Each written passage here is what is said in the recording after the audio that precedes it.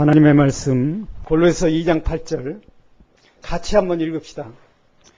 누가 철학과 헛된 속임수로 너희를 노략할까 주의하라. 이게 무슨 말씀이냐 하면은 신앙생활 하는 데는요, 밖에서 들리는 소리도 교회 안에서 들리는 소리 속에도 철학과 헛된 속임수, 이게 많이 있다는 거예요. 오늘 이제 소위 해방신학과 민중신학을 배워야 되기 때문에 우리는 참 이런 경각심을 가져야 합니다. 기도하겠습니다. 하나님 아버지, 저희들을 긍휼히 여겨주시고 이 시간 저희들이 배우는 것이 하나님 뜻에 합당한 말씀을 배우게 인도하여 주시옵소서. 우리가 원하는 건 정말 우리 주 예수 그리스도 참 하나님이시자 참 사람이신 주님을 충만히 얻어서 남은 세월 그리스도인답게 세상을 살고, 그리고 주님 부르시는 그날에 다 부활 승천하는 귀한 길을 가기를 원합니다. 저희 은하교회를 긍휼히 여겨주시고 정말 바른 믿음의 길을 가는 저희들 되게 인도하여 주시옵소서. 인간이 할 수 있는 일이 아무것도 없습니다. 하나님만이 해주실 수 있고 하나님 해주셔야만 일이 되옵니다. 이 사실을 우리가 정말 깨닫고 주님 앞에 무릎 꿇은 사람 되어서 하나님께서 이루어지시는 그 은총, 은혜 안에 영원히 감사하는 우리들 되게 하여 주시옵소서. 구주 예수 그리스도의 이름으로 기도합니다. 아멘. 오늘 얘기도 이제 좀 어려운데 제일 먼저 나오는 것이 해방신학입니다. 해방이란 말은 아주 잘 써야 돼요. 왜 그러냐면 우리는 해방이란 말을 참 많이 들었어. 일제에서 해방된 1945년 8월 15일 날 해방되고 나서 한 달 정도 동네마다 풍장을 치고 즐거워하는 동안에 무슨 일이 벌어진다면 38선이 막혔다고 하는 것을 알게 된 거예요. 그래서 해방이라는 게 이런 거구나. 근데 이제 6.25 전쟁이 나고서 그 얘기를 얼마나 들은지 해방이라는 말을. 저희는 이제 그 인공시대 저도 학교를 다녔으니까 우리 온양국민학교에 북한 함흥에서 온 교장이 새로 왔었어요. 근데 말만 꺼내면 해방이야. 그때부터는 해방이 잘 이해가 안 되더라고요. 우리가 뭐 때문에 해방해?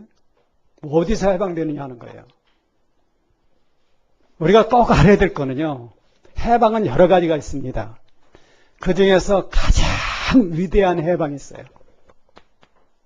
이 해방이 일본인의 해방, 가장 위대한 해방. 그것이 뭐냐 하면은 예수 그리스도의 죽음으로 죽음을 패하신 거예요.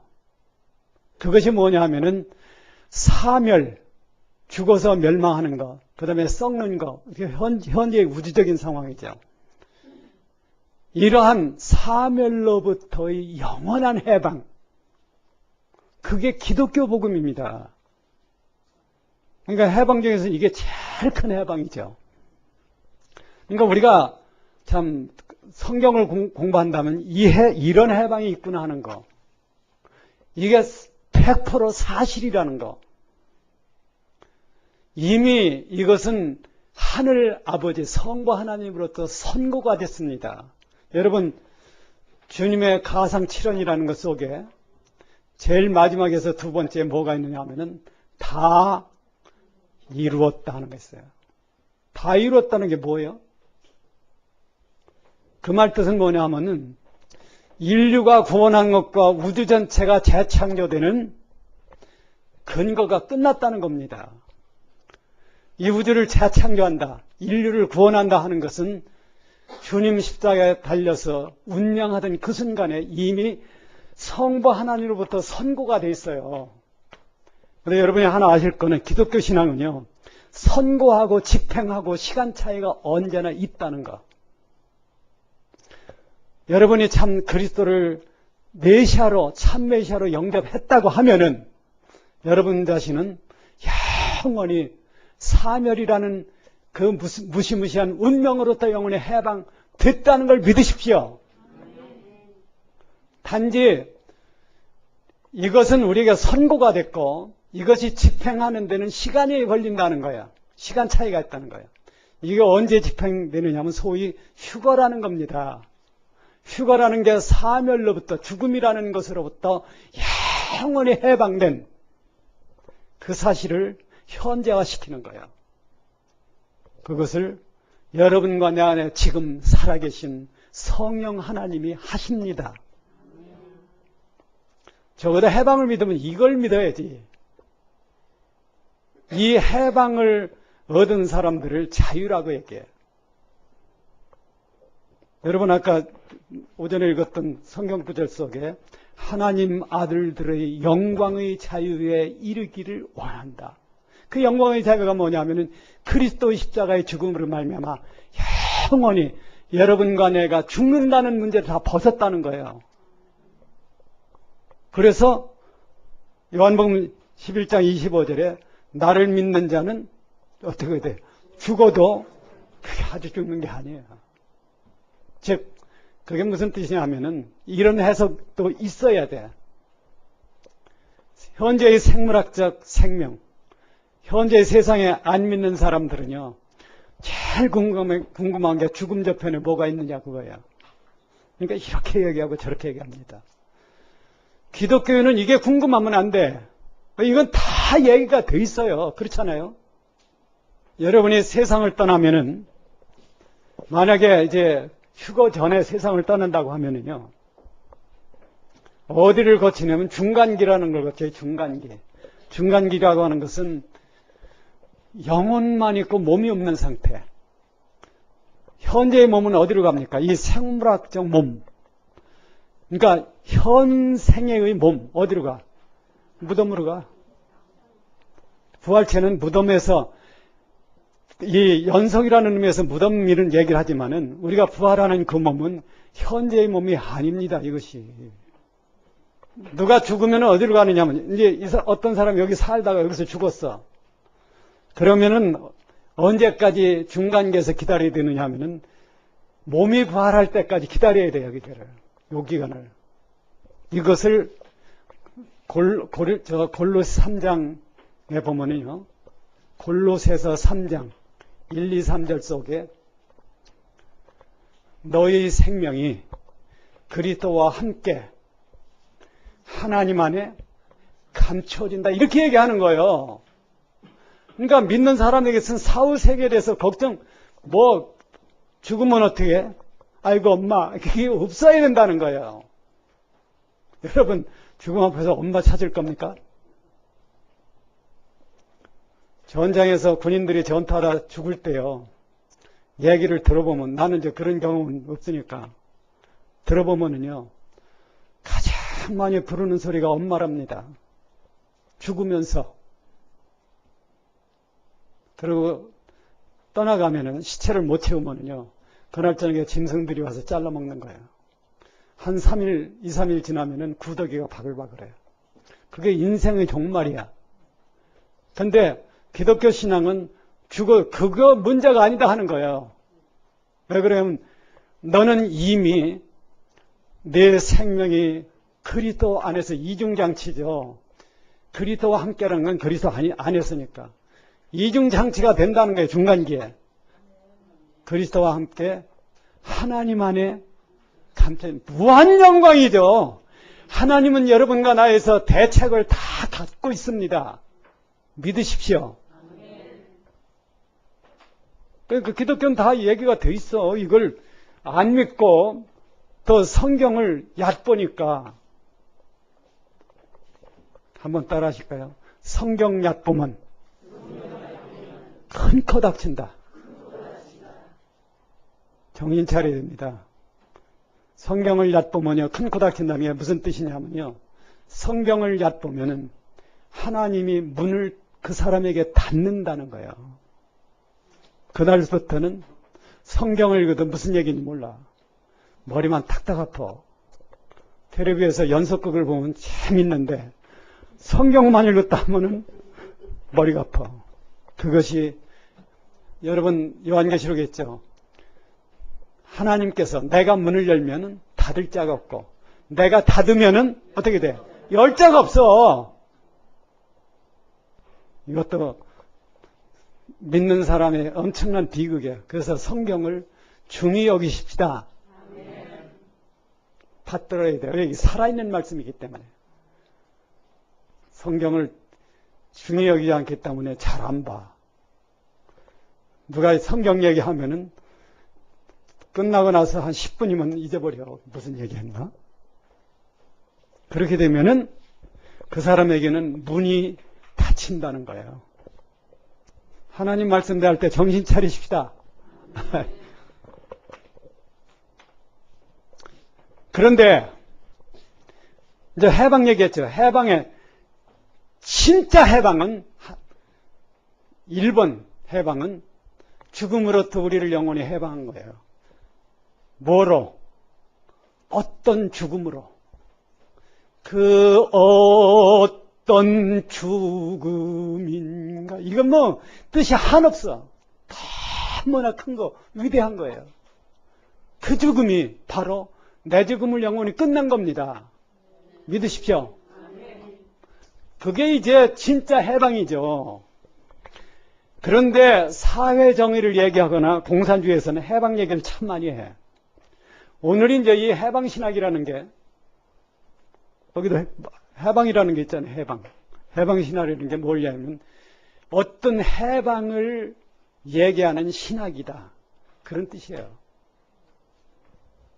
이게 이제 무슨 해방 신학이 뭐 얘기하는 거냐? 이 남아메리카, 그러니까 남미죠. 남아메리카는 콜럼버스가 유럽 대륙, 북미를 발견하고 나서 이제 서양 제국에게 일대 어떤 센세이션을 일으킨 거예요. 그것이 뭐냐 하면은, 지구에는 먼저 가서, 그거 있잖아요. 먼저 먹는 놈이 임자다. 그런 나라, 그런 땅이 많다 하는 것이 유럽에는 전해진 겁니다. 여러분, 콜럼버스가 어느 나라 사람이에요? 예? 스페인 사람이죠. 근데, 그리고 나서 이제 몇 나라, 그 중에서도 이제 스페인하고 영국이 이제 바닷길로 나서 땅 줍기 경쟁을 한 거예요. 남미는 주로 어느 나라가 먹었느냐 하면 스페인이 먹었어요. 그걸 어떻게 아느냐? 간단해. 그 나라 어느 나라 말 쓰느냐 보면 알아요. 그게 그 나라에 쓰는 말이 식민지 때 들어온 말이기 때문에 아프리카에는 불란서어 쓰는 데가 많습니다. 남미에는 스페인어 쓰는 데가 많아요. 북미는 영어 쓰는 데가 많아. 그게 다 그 얘기예요. 근데 옛날에 이제 이 식민지를 만들던 세력이 주로 뭐를 하느냐 하면은 좋은 거는 빼먹는 일을 했어요. 인간에게 이익이라는 게 그런 얘기예요. 그걸 점령해갖고서 거기 있는 사람들, 특히 북미와 남미에 사는 원주민을 뭐라고 부릅니까? 인디오.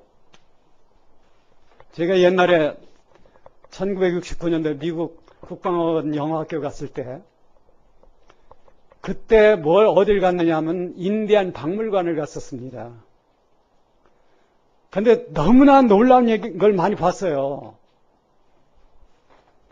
우리 체하면은, 밥 먹고 체하면은 여기 따는 거 있죠? 그때 어떻게 합니까? 실로 여기를 묶어가지고서 바늘로다가 이걸 떡 따요. 그 사람들이 고골해. 우리 옛날 어렸을 때 우리 어린 거 말고, 우리 어렸을 때 옛날 여자들이 이게 길게 땄잖아요. 처녀들이 머리를. 그 사람들이 그렇게 해요. 한두 가지가 아니야. 우리랑 풍습이 같은 게. 그래서 제가 이제 거기 같이 갔던 사람들하고 요런 얘기를 좀 했어.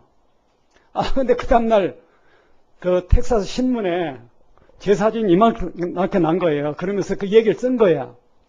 한국에 있는 한국 민족하고 아메리카, 그러니까 북아메리카, 남아메리카, 인도가 같은 사람들이다. 그 얘기입니다. 그럴 수 있어요.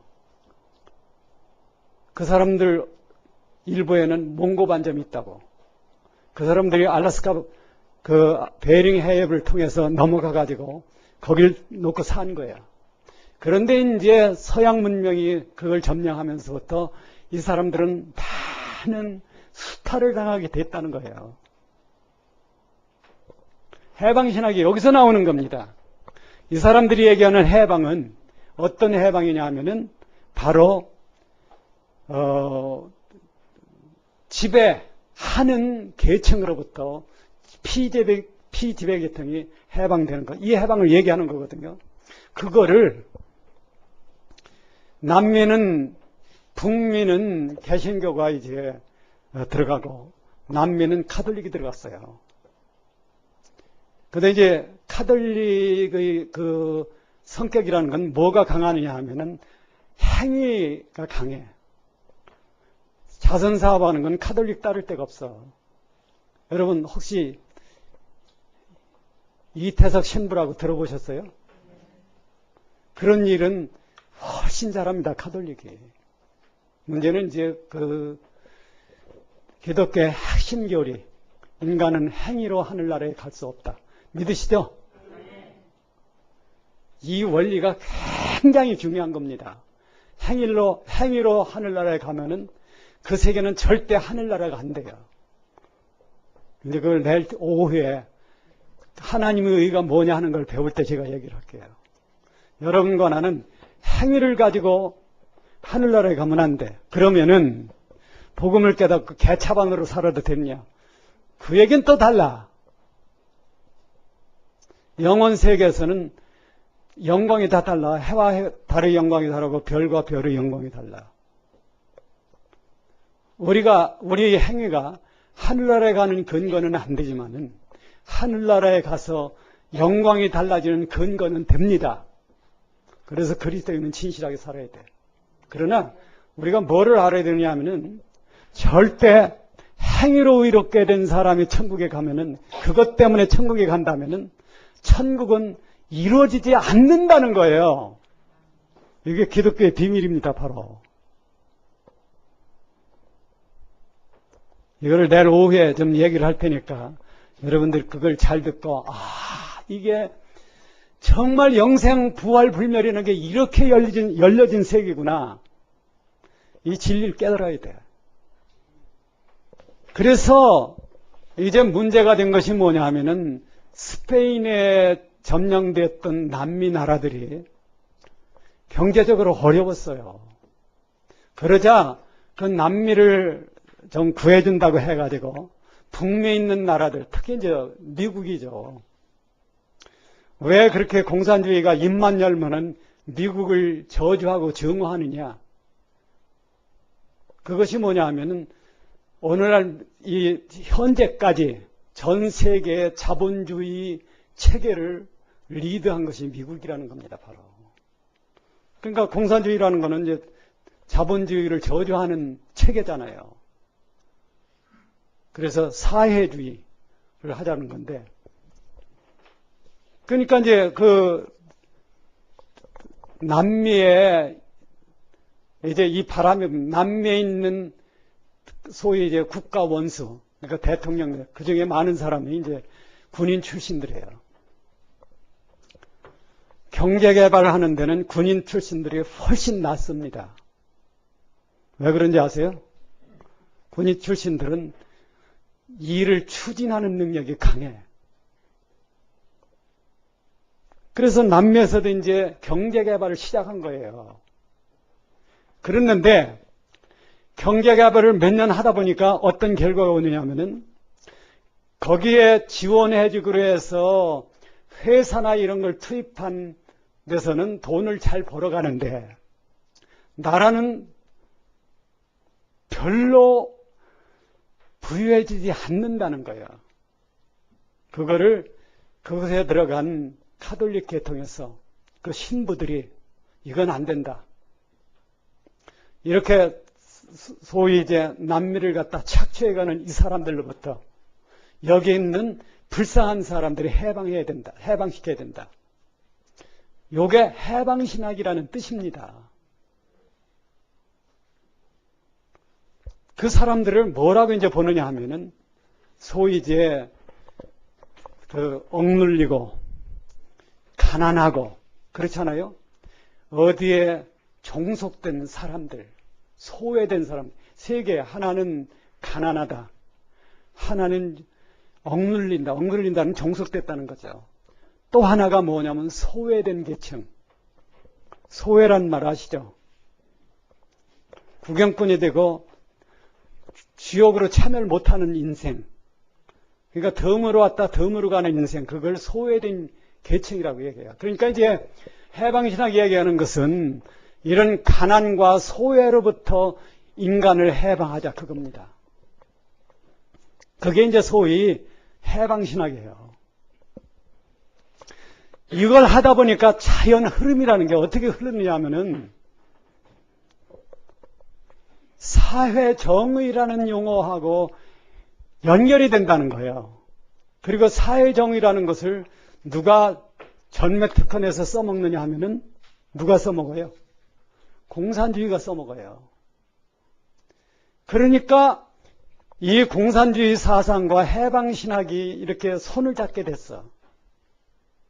여기에 대해서 강력하게 제재를 한 것이 로마에 있는 교황청입니다.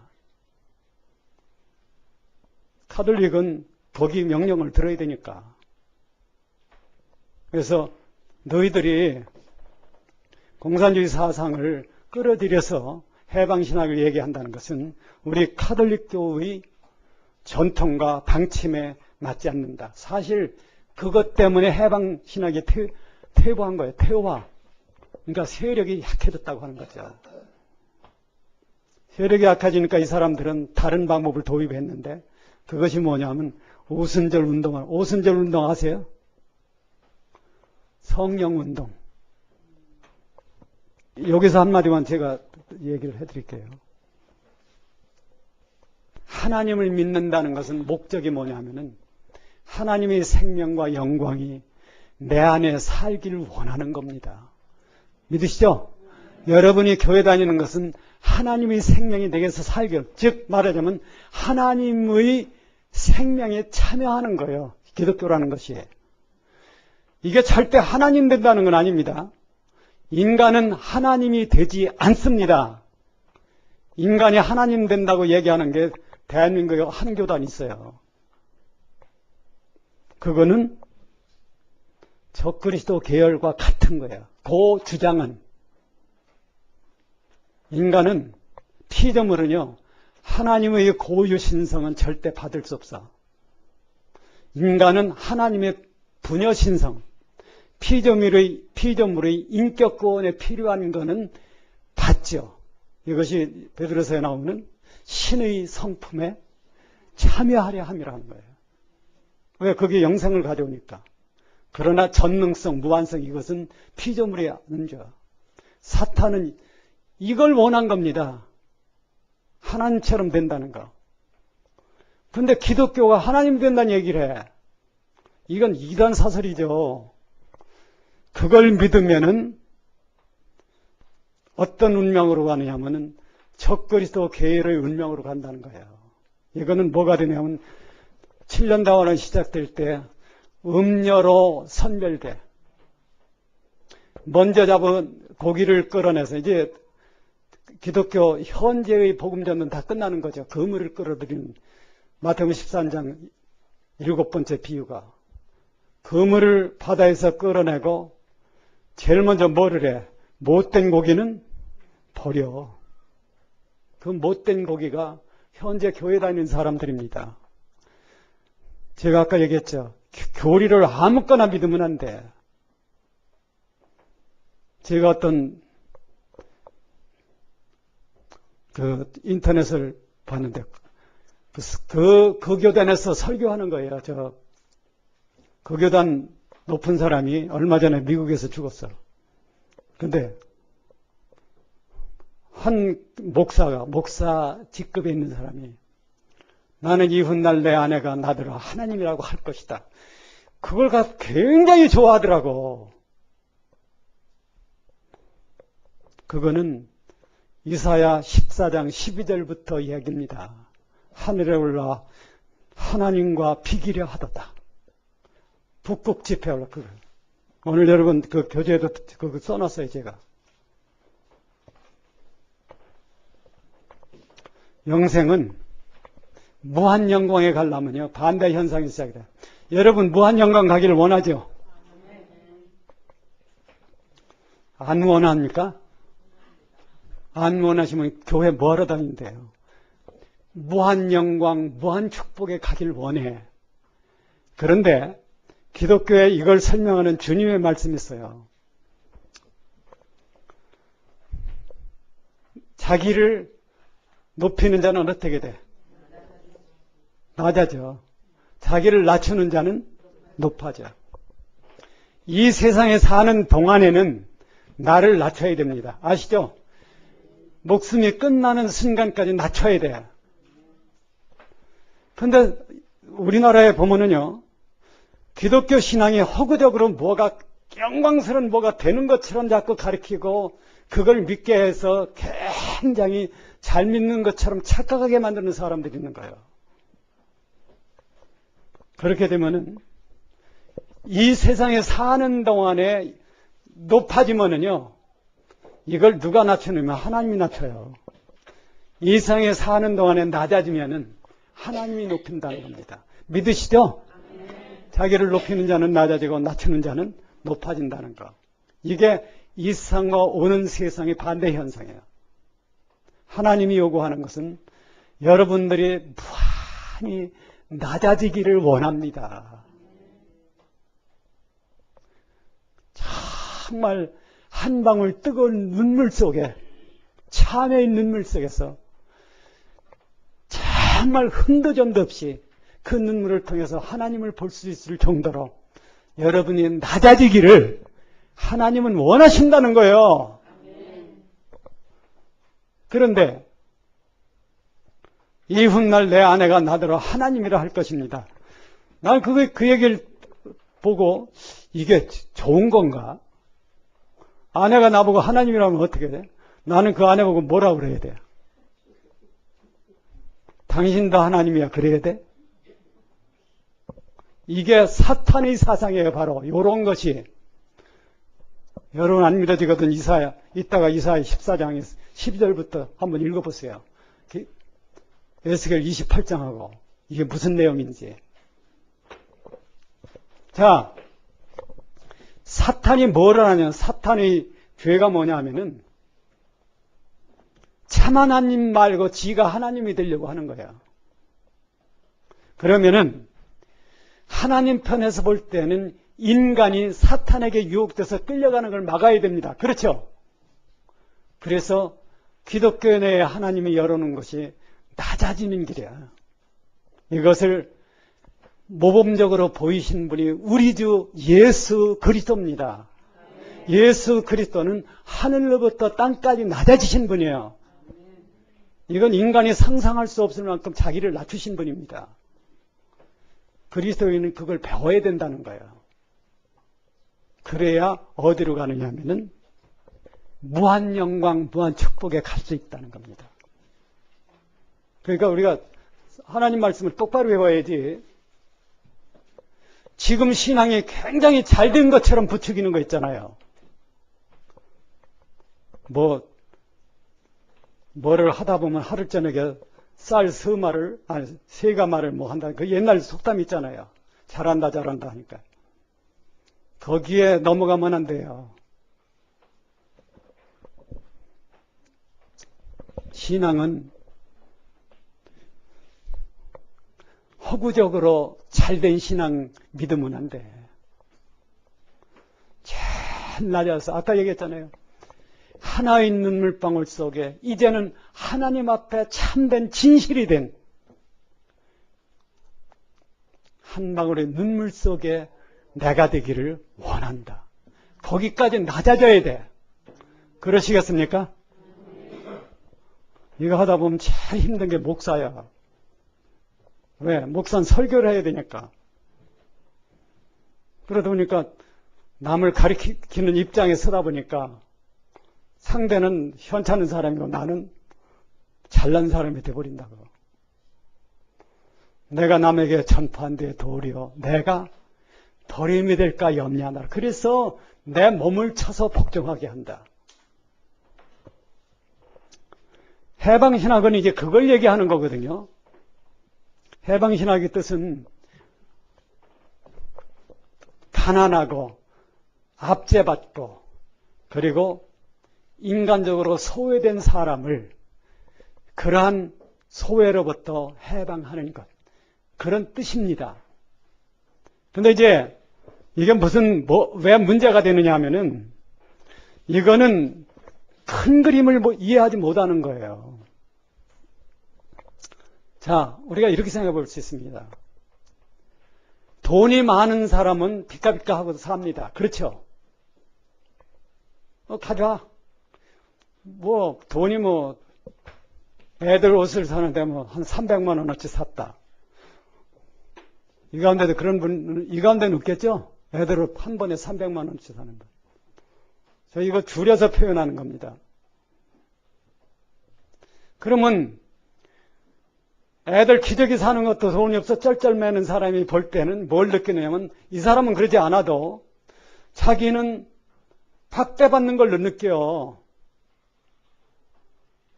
그러니까 그런 세상으로부터 해방되는 거. 즉 그렇게 가난한 사람들을 해방하는 것. 그것은 하나님의 뜻이다. 그렇게 생각하는 겁니다. 맞을까요? 그렇게 되면 이제 어떤 문제가 생기느냐 하면은 그거는 이 세상을 천국으로 만들자 그런 의미라는 거예요. 이 세상은 지나가는 겁니다. 그렇죠? 그렇게 얘기를 하다 보니까 어떤 얘기가 되느냐 하면은 가난한 자는 선한 사람이고 부자는 악한 사람이다. 이렇게 개념이 바뀌는 겁니다. 그래서 부자는 어떻게 해야 돼? 때려 잡아야 돼. 이게 해방신학이야. 민중신학도 같은 얘기입니다. 민중신학이 어디서 왔느냐? 이 해방신학에서부터 온 거예요. 해방신학이 전 세계로 퍼지고 나서 생태신학, 여성신학, 민중신학, 흑인신학 이렇게 나눠지는 거예요. 그 핵심이라고 하는 것은 바로 이 세상을 천국으로 만들자. 그러다 보니까 이제 어떤 문제가 생기느냐 하면요. 영혼 구원이 중요하기는 하지만 오늘 여러분 나눠드린 거 이제 그 말 다 써 있어요. 영혼 구원이 중요하기는 하지만 이게 맞는 얘기예요? 구원이라는 게 구원이라는 게 뭡니까? 구원이라는 건 하나밖에 없어요. 나라는 사람이 구원되는 거예요. 여기서 말하자면 몸의 부활이라고 하는 것은 자, 칭의를 받은 사람은 몸의 부활이 있다는 것이 선포된 겁니다. 이미. 단 몸의 부활까지는 선포와 집행 사이에는 시간이 걸린다는 거예요. 구원이라는 건 이 기독교 구원은 이겁니다. 바로. 그러면은 그렇게 믿어야 되는데 현실적으로 어려운 사람들을 구원한다는 생각을 가져보니까 어떤 행위를 하는 데서는 굉장히 좋은 얘기인데 어디가 흐려지느냐 하면 기독교의 근본이 흐려진다는 거예요. 기독교의 목적이라는 것은 새하늘 새 땅에서 영원히 사는 겁니다. 아시죠? 기독교는 거기까지 가야 돼. 왜?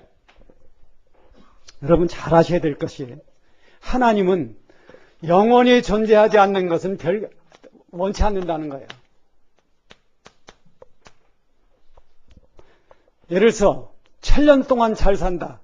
하나님은 그게 별게 아니에요. 원치 않아.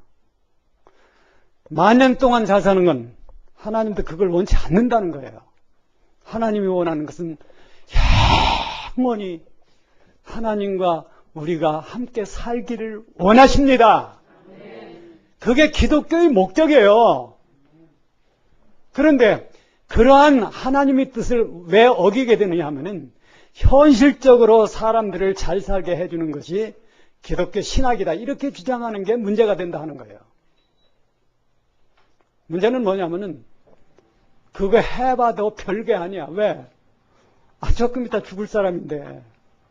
또 하나의 문제가 가난한 사람을 그 중점에 두다 보니까 어떤 사람은 아까 얘기한 것처럼 가난한 사람은 착하고 선한 사람이야. 이렇게 생각하는 거예요. 여러분, 부자나 가난한 사람이나 똑같습니다. 아시죠? 믿으십니까? 왜 그러냐면 의인은 없나니 하나도 없어. 그렇기 때문에 우리는 이 우주의 절대적인 의인 예수 그리스도를 믿는 거야. 그분을 얻어서 영원히 사는 길을 가는 겁니다. 그런데 이제 이 해방신앙이나 이런 걸 하다 보니까 가난한 자는 선하고 부자는 못돼서 우리나라에서 데모하는 거 다 이런 스타일이에요. 용산 참사 여러분 아시죠? 동의대 사건이라는 거 혹시 아십니까? 학생들 데모하는데 경찰이 그걸 막다가 학생들이 불을 질러서 경찰이 7명이 타 죽었어, 그 자리에서. 근데 우리나라 민주화 보상 위원회인가가 그 사람들도 민주화 운동이다.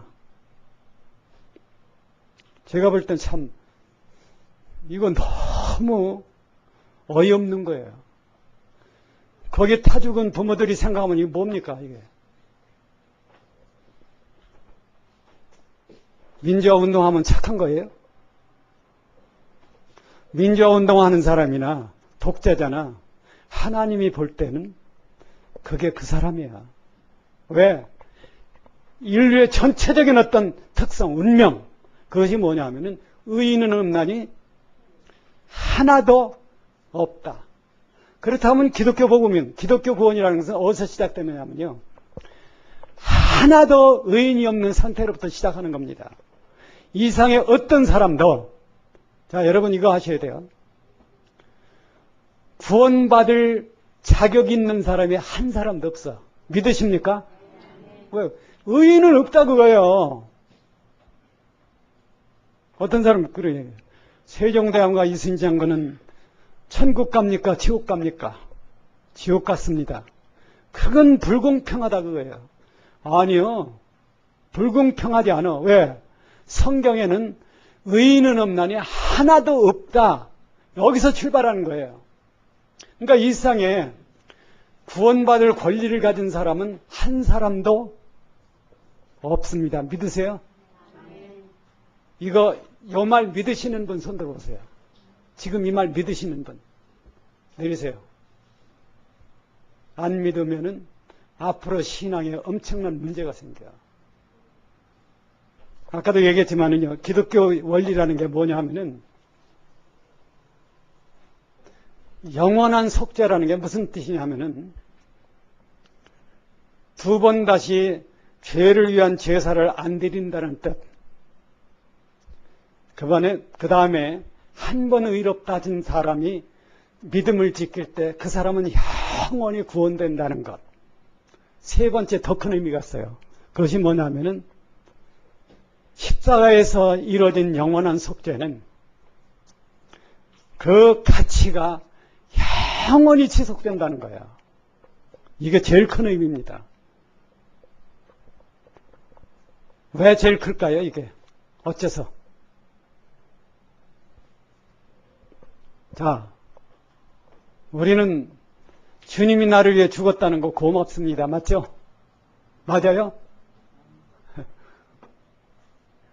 나는 구원받을 권리가 있는데 왜 구원 안 해줘 하면은요, 감사라는 게 없어. 전혀 영원히 살 수 있는 그게 근거라든가 권리라든가 조건이 없었던 사람을 하나님이 건져줬다는 게 고마운 거지. 안 그렇습니까? 인간이 죄인이라는 것은 구원받을 권리라는 것이 전혀 없는 사람이라는 뜻이야. 그러면은 그런 사람이 영원히 산다면요. 거기부터 뭐가 오느냐 하면은 진짜 은혜고 진짜 감사하다는 것이 시작되는 겁니다. 여기서 시작된 진짜 한없는 감사는 영원이라는 세월이 흘러도 그대로 지속된다는 거예요. 무슨 얘기인지 압니까? 그럼 여러분과 내가 영원 세계를 어떻게 살아? 뭐 때문에 살아? 무한 감사 때문에 사는 거예요. 주님 나를 위해 죽었다는 그 감사가 영원히 지속되기 때문에 그 감사와 그 찬미가 나를 영원한 무아지경 속에 살게 만들어주는 거예요. 세상하고 기독교하고 다른 점이 이겁니다. 이걸 이제 왜 그 원리를 하나님이 적용하느냐? 그 길만이 천국이 이루어지는 유일한 길이야. 요건 이제 제가 내일 시간에 좀 자세히 얘기를 하겠습니다. 특히 영원히 썩지 않는 행위가 있다는 거. 우리가 세상에서 하는 거는요. 그 다음 날이면 없어져. 그런 게 있다는 걸 우리가 알아야 됩니다. 참 이건 엄청난 비밀이죠. 제가 이 얘기를 다 못해요. 양이 많으니까. 그래서 대충 이제 여러분들이 이해하기 좋게 기본을 얘기하고 그 다음에 여러분은 이따 이 내용을 한번 읽어보세요. 자, 해방신학이라고 하는 것은 가난하고 억눌리고 억압받고 소외된 상태로부터 벗어나는 것. 그게 해방신학이다. 해방신학에 출연하게 된 배경은 제가 설명을 했어요. 남미 사람들이 그렇게 고생하고 살았는데 자본주의 세계에 와서 경제를 살린다고 하더니 그 사람들은 돈을 벌어가는데 남미 실제 주민들은 사는 형편이 더 나빠지더라. 이거는 그 사람들에 대한 기독교의 사랑을 가지고 볼 때 가만히 두고 볼 수 없다.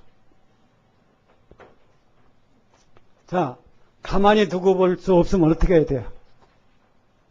그 다음부터는 뭘 해야 됩니까? 행동을 해야 돼요. 그렇죠? 그 행동이라는 게 뭐냐 하면은 바로 정치적으로 정치 세계에 기독교가 종교가 참여를 하는 거예요.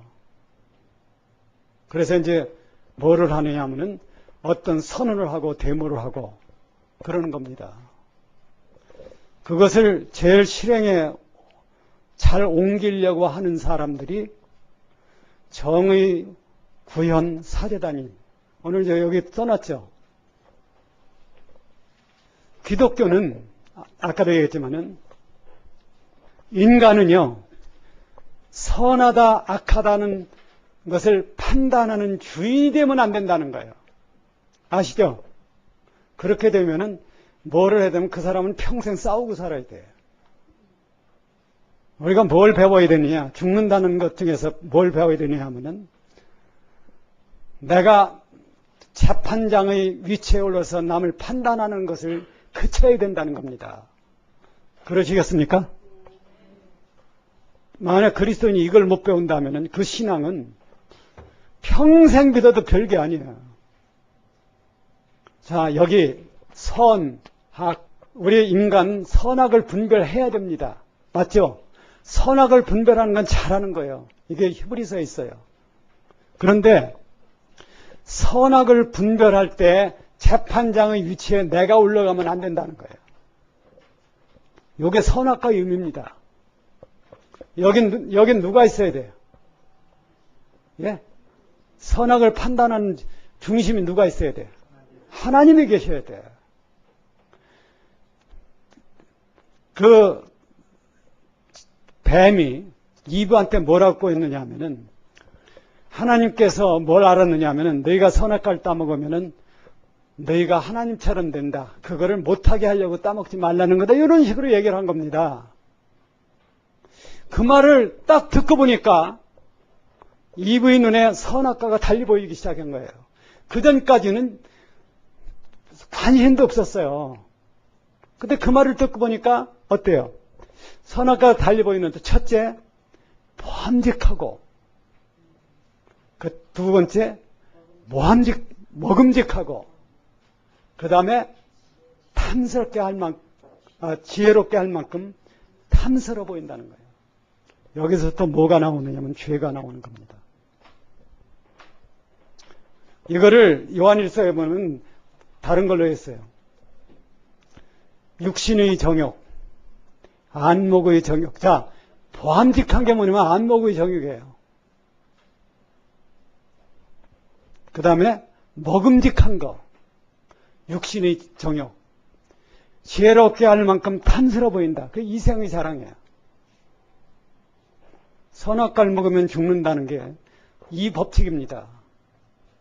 그러니까 보암직하고 먹음직하고 지혜롭게 할 만큼 탐스러워 보이니까 이걸 딴 거야. 따가지고 자기도 먹고 누구한테 줬어요?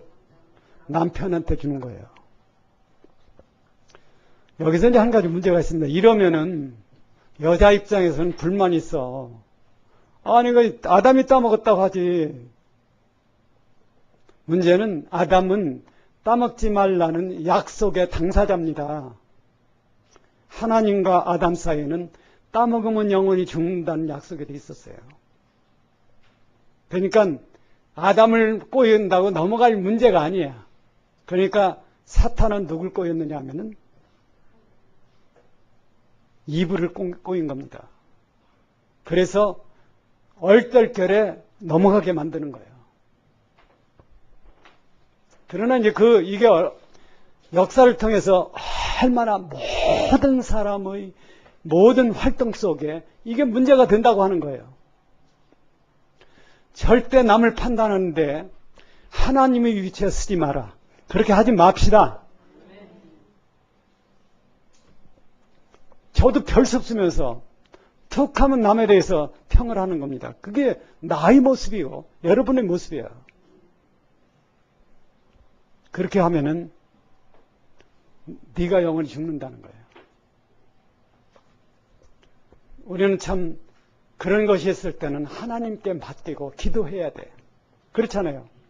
저 사람이 어떤 문제는 하나님께서 이런 점이 있는 것 같은데 하나님께서 해결해 주시옵소서. 그래야지. 너 그러면 안 돼. 이렇게 하면은 죽는다. 죽는다는 게 뭐냐면요. 영원히 세월이 흘러도 천국이 안 되는 상태에 있다는 거예요. 천국이라고 하는 것은 그런 것이 지금 한 예를 들지만은 그런 것이 죽어야 된다는 것을 얘기하는 겁니다.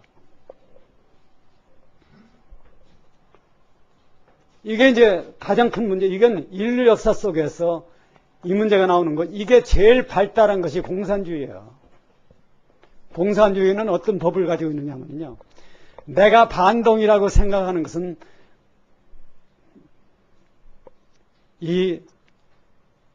그러니까 죽이는 아선 타악, 타살을 해야 될, 타도해야 될 그럴 대상이라는 거예요. 그러니까 사람 죽이는 것이 굉장히 잘한다는 겁니다. 전쟁을 하신 분, 여기 우리 이제 군대로 대선배님이 여기 계신데, 이어른이 저보다 몇 기 선배냐 하면은 167기 선배예요.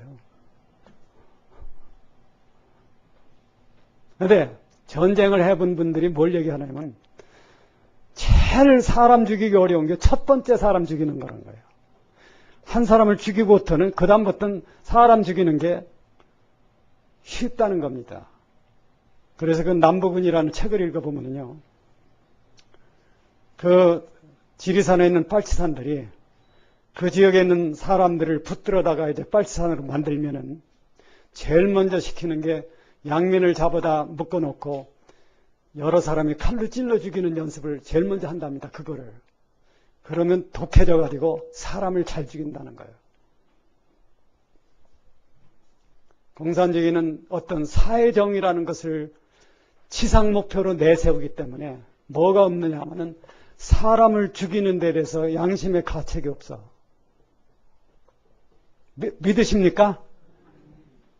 그런 세계예요. 그래서 우리는 뭘 알아야 되냐면 이 문제에서 선악과를 먹으면 안 돼. 선악과 대신 뭘 먹어야 될까요? 생명과. 생명과는 예수 그리스도입니다. 예수 그리스도는 우리가 영원히 사는 조건을 가진 생명이거든요. 그 생명과를 먹으면 영원히 살아. 문제는 선악과를 먹기 전에는 아담과 이브가 생명과 따먹을 생각을 안 한 거예요. 왜 그럴까요? 생각을 안 했어.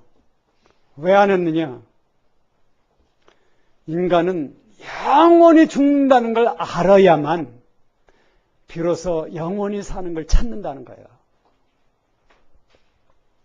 아마 인간이 200년이나 300년만 살아도 기독교 신앙 가질 사람이 한 사람도 없을 겁니다.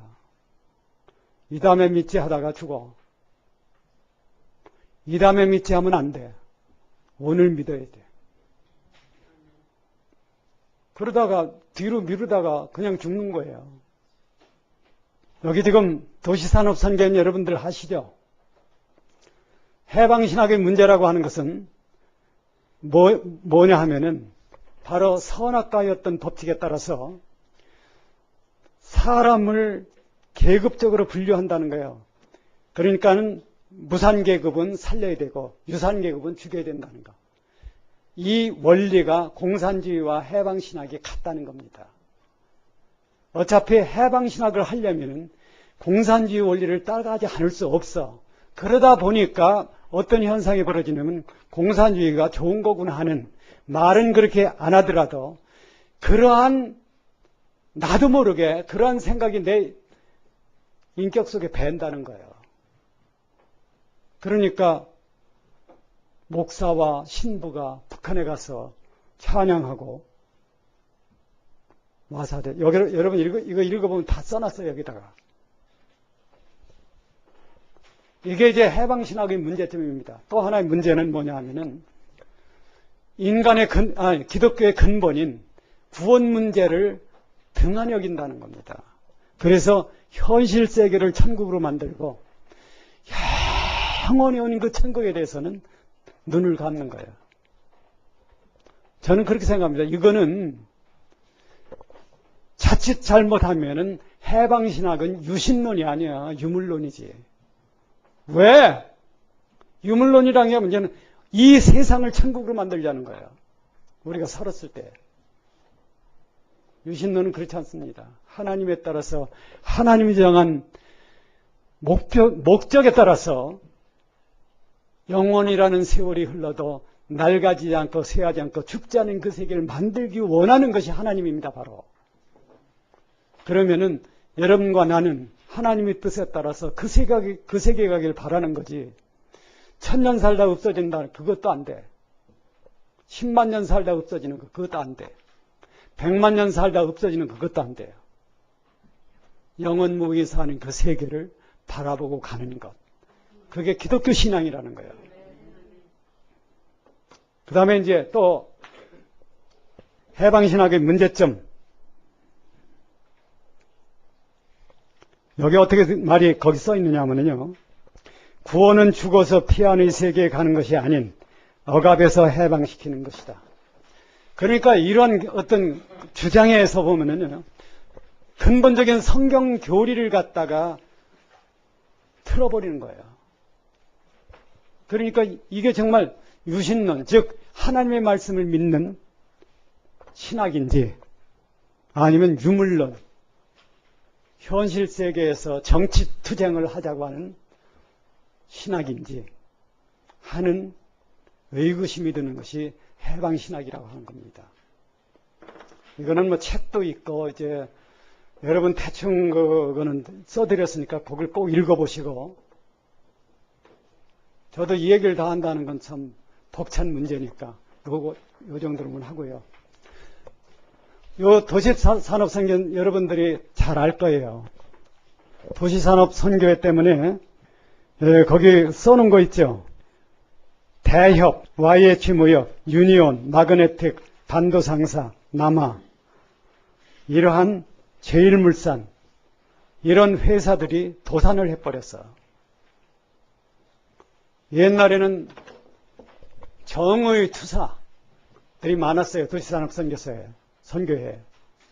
그 사람들은 무슨 정의 투사냐 하면은 어떤 회사에 위장 전입해가지고 위장으로 들어가서 그 회사를 망하게 하고 나오는 거야.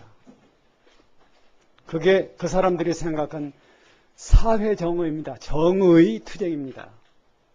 그러니까 그런 정도로 여러분이 아시고, 그것은 왜 그러냐 하면은 현실 사회에서 부자를 때려잡는 나는 어떤 개념에 서기 때문에 그런 행동을 저지른다. 남의 회사 망하게 하고 빠져나오는 거 잘하는 것 같아요? 그 회사 만든 사람과 그 회사 다니는 사람은 피눈물이 나는 얘기죠. 그런데 그걸 사회정의다 그렇게 얘기하는 거예요. 바로 우리 그리스도인은 그런 거를 추종해서 가면 안 되는 거죠. 그 다음에 이제 민중신학이라는 거, 이게 민중신학도 같은 계열이기 때문에 얘기는 비슷합니다. 여기 이제 여러분이 나눠드린 거 보면요. 민중신학이라고 하는 것은 1975년 김찬국, 김동길의 출소를 기념한 3.1절 예배 강연에서 안병문은 복음의 민중적 성격을 들어 민중이라는 용어를 처음 신학 해석의 핵심 틀로 사용했고, 그래서 선암동도 신학사상 4호로의 민중의 신학이라는 제목의 글을 통해 영적 구원보다는 정치적 구원이 신학의 주제가 되어야 한다고 주장하며 기독교 민중사와 한국 민중사를 신학에 합류시켰다. 또 현영학은 탈로리 등의 민속문화에서 민중종교의 표현을 발견하여 민중은 현실을 비판하고 뛰어넘어 새로운 세계를 꿈꾸며 창조하는 주역이라고 주장했다. 이런 경향을 아우르는 말이 민중신학이다. 이따 여러분이 이따 아니면 좀 앞으로도 한번 꼭 읽어보세요. 오늘 나눠드린 교재는. 이것은 성경과 전적으로 위배되는 내용입니다. 지금 읽어드린 내용은. 이거 제가 쓴 게 아니에요. 저도 이것을 자료를 다운받아가지고서 추려가지고서 여기다 써놓은 거죠. 영적 구원보다는 정치적 구원이 신학의 주제가 되어야 한다. 이건 공산주의 사상이죠. 이건 유물론이죠. 여러분, 구원이라는 건 영적 구원. 기독교 신앙에서 제일 어려운 단어 중에 하나가 영적이라는 말이에요. 영적.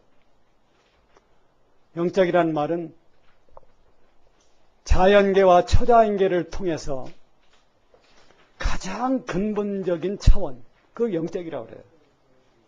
그러니까 영적 구원이 있으면 영원히 사는 길이 있어요. 그런데 영적 구원보다는 정치적 구원이 낫다는 거예요. 이거를 주장하는 것이 민중신학입니다. 그러니까 이런 것에 휩쓸리면 안 된다는 거죠. 여러분과 내가 교회를 다니는, 주님을 믿는 이유가 뭐예요? 영원히 사는 사람으로 바뀌는 데 있는 겁니다. 안 그렇습니까? 왜? 우리는 영원히 구원되고 나중에는 현실적으로 영원히 죽지 않은 몸을 입잖아요. 그래서 영과 혼과 몸이 통일된 일체가 되는 그러한 사람으로 부활해. 그래서 영원히 새로워진 우주 안에서 하나님을 모시고 영원히 사는 겁니다. 그게 영적이라는 뜻이에요, 바로. 그런데 영적 구원이라 정치적 구원. 정치적 구원이 어째 구원이 되느냐 하는 겁니다. 왜? 자, 여기 보면은 덧없는 세상이야. 세상만 사는 바람에 나는 겨와 같아. 정치적 구원 100번, 1000번 해봐야 다 덧없이 지나간다는 겁니다. 이런 신학이 민중신학이에요. 또 하나, 제가 이 글을 읽고 좀 참고서적을 읽다 보니까 이건 안 맞아 하는 게 있더라고요. 왜 그러냐면은 민중신학이 시작한 그 당시가 박정희 정권 때 개발 독재 할 때에 개발 독재에 참여한 직공들이 진짜 가난하고 소외되고 억압받는 사람이다 하는 데서 시작한 거거든요. 자, 5.16 혁명이 언제 일어났습니까? 1961년도. 전 정말 그때 공장에서 일하는 사람들이 그렇게 불쌍했는가. 저도 서울서 야간 고등학교 다닐 때 점심 굶는 게 보통이었어요. 그래서 공장에서 그 약품 하는 소주병만한 아주 큰 병이 있죠. 그거 갖다 주고 오징어 다리 하나 받고 그거 하나가 저녁 먹고 산 때가 많아. 그럼 왜 나보고 없는 민중이라 소리 안 하고. 그래도 난 공장에 다니면서 일한 사람은 나보단 잘 살았을 것 같아. 나는 그렇게 살았지만 하나도 서러워하지 않았습니다. 왜? 난 그게 내 삶이야. 진짜 이 땅에서 참 괴로움을 겪고 산 사람들이 있어요. 그게 6.25 때 죽은 국군들입니다. 공장 직군보다 1000배, 1000배 굶주리고 그리고 목숨을 바친 사람들이 그 사람들이야. 왜 그 사람들에 대해서는 민중이란 얘기를 안 하고 그럼 민중이죠. 공장에 다니는 사람들만 그렇게 해가지고서 어떤 학설을 만드느냐 하는 거예요. 이것이 정말 신학인가? 이것이 정말 영생부활 불멸로 가는 신학인가? 우린 생각을 해봐야 돼. 오늘날 이것이 이제 어떤 영향을 끼치느냐 하면요. 해방신학과 민중신학, 그 다음에 정의구현 사재단, 이러한 일을 하다 보니까 이 사람들은 뭐와 가까워지느냐 하면은 공산주의 사상과 악수를 하게 된다는 겁니다. 그렇게 되면은 어떤 게 되느냐 하면요. 북한은 정의로운 나라고 남한은 정의로운 나라가 아니에요. 그러니까 현직 중학교 교사가 읽는 내용 속에 현직 대통령을 갖다가 이명박 원수라는 표현을 쓴다는 거예요. 이렇게 편향된 시각으로 간다고 하는 것은 소위 기독교가 신학이 뭐를 가져오느냐 하면은 적화통일을 부추기는 적화통일을 도와주는 일을 신학이 할 수도 있다는 겁니다. 여러분에게 오늘 이런 얘기를 하는 것은 우리 그리스도인은 뭔가 구분을 해야 돼. 옛날 유교훈련을 갔는데요. 재미있는 사람이 있었어요. 저는 그때 대위 때 갔는데 준인지 하는 사람이 그 유교훈련장에 와가지고서 유교훈련장은 고단하잖아요. 거기서 이제 사람을 웃기는 겁니다. 고단하니까 웃기는 거예요. 나도 그 말을 처음 배웠어. 밥을 먹는데 턱 들어더니 하는 소리가 똥인지 된장인지 몰라? 이래. 똥인지 된장인지 몰라 이거예요. 여러분은 아십니까?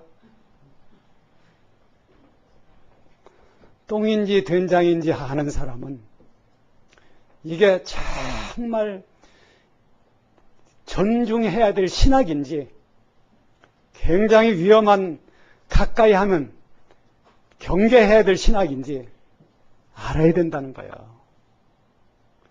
물론 이런 것을 창안한 사람들도 창안한 사람이 두 사람이 하나는 안병무라는 사람, 평안남도 안주 출신, 독일에서 이제 신학을 한 분이죠. 신학 교수를 하고. 그런데 한국 사회 구조적 모순을 돌파하기 시작해서 민중신학이라는 걸 설립했다. 그런 얘기가 있어요. 한국의 정치 경제적 상황에 직면한 그 신학은 현존에서 현장으로 옮겨갔다. 민중신학이 발달하게 된 동입니다. 서남동이라고 하는 분은 장로교 목사, 신학자, 교육가, 전남 신안 출생, 1936년 전도 신흥중학교를 졸업하고 동지사 대학에 입학하여 신학 순례를 시작. 보네포의 세속과 신학을 비롯한 볼트만의 해석신학, 샤르댕의 과정신학, 몰트만의 희망신학, 판넨베르크의 역사로서의 계시신학, 이런 신학들을 공부하고 유신독재하 학원사태로 해직, 3.1구국 민주구국 선언 서명, 한석헌, 김대중 등과 긴급조치 제9호 위반 구속, 이 과정에서 안병무 교수를 만나서 민중신학을 만들었다. 다 이분들 볼 때는 그렇게 봤겠죠. 하층민. 그러나 우리가 더 큰 눈으로 보면은 하층민이건 부자건 가장 중요한 것은 현재의 우주와 현재의 사회 속에 있는 존재는 의인은 없나니 하나도 없다는 거기에 포함된 존재라는 거예요. 부자도 구원을 받아야 되고 가난한 자도 구원을 받아야 됩니다. 가난한 자는 천국 가고 부자는 지옥 가고 그런 게 절대 아니라는 거예요. 왜? 부자나 가난한 자나 인간 본성과 죄된 성향은 똑같다는 겁니다. 그렇기 때문에 좀 우리가 넓게 봐야 되고 그런 데에 휘말리면 안 된다는 거죠. 그래서 이제 마지막으로 여러분에게 말씀드리는 것은 이러한 사조가 있기 때문에 이것이 뭐를 하느냐 하면은 국가 안보를 해롭게 한다는 겁니다. 바로 왜? 북한을 정의로운 사회라고 자꾸 생각하고 그렇게 선전할 일 때문에. 그래서 우린 그렇잖아. 우리 바라는 것은 한국에 있는 모든 국민이 정말 우리 주님을 믿어서 다 함께 영생 부활 불멸까지 가기를 원합니다. 이런 걸 한번 살펴보고 생각해보자. 그래서 오늘 이렇게 나도 잘 모르는, 나는 이거 글 본 지 며칠 안 되니까 준비하기 위해서 이런 내용들을 봤고 사회정의에 대한 참고서적을 제가 하나 만들었어요. 앞으로 이제 많이 이제 이런 그 민중신학 서적 같은 거를 제가 한번 언젠가 한번 보려고 생각합니다. 그래서 어찌하든지 간에 참 우리가 당한 이 현실 속에서 어찌하든 이 귀하고 귀한 기독교의 복음이 가능하면 많은 사람들에게 전해지고 그것이 참으로 믿어지고 그리고 그분들에게 정말 영생부활의 축복, 그 소망이 이루어지는 그런 일에 보탬이 되기 위해서 오늘 이렇게 우리가 참 부족한 저지만은 이런 것을 공부를 해봤습니다. 주님 가르쳐 주신 기도로 마치겠습니다. 하늘에 계신 우리 아버지, 이름이 거룩히 여김을 받으시옵소서. 나라가 임하시옵소서. 이제 하늘에서 이룬 것 같이